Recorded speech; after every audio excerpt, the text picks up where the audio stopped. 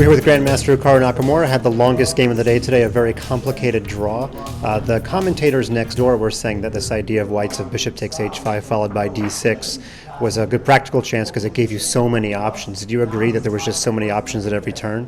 Yeah, I think so. It's actually what I was most concerned about during the game was bishop takes h5 and d6 because all the other lines are much more straightforward. There aren't as many options. So certainly it's the one that I thought was the best practical chance, and I don't think I responded correctly. I think I thought that I was just much better when in fact it was closer to equal, and I kind of underestimated the danger. And that there was one moment where I was probably in some real trouble, but otherwise I felt I played pretty well, so it's a reasonable result. The two wildest games of the day were yours and Levon's, and you both played knight h5. And do you notice any similarities in your games with and his when you were playing them?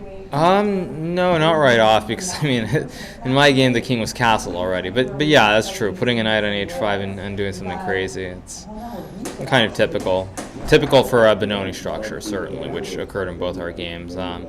But yeah, Levon played a great game, and I mean, he won very nicely. I wasn't as fortunate. And there's that shirt across the street at the Q Boutique that says knight h5, of course. Fischer's move. Yeah. You're gonna go actually, in my game, I was inspired by two games. There was obviously the Spassky-Fischer game, and also much more recently there was this game on Ishigiri against Boris Gelfand. Also same-ish, a little bit different, but Boris went knight h5 and allowed a bishop takes h5 as well. So those were the two games that kind of was inspired by.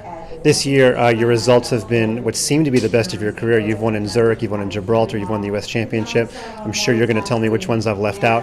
But would you agree that this is your best year of chess so far? Yeah, by far. I've just been the most consistent that I've ever been. So I've been playing well, and just have to keep going. Really, that's the goal.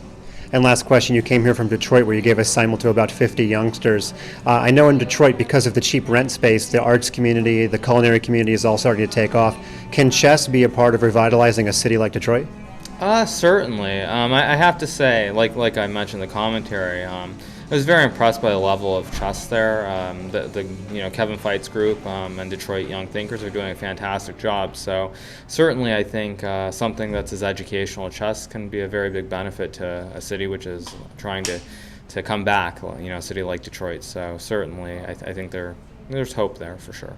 Well, we enjoyed your attack today, and thank you for the philanthropic work. We look forward to seeing how you do in the future. Okay, thanks.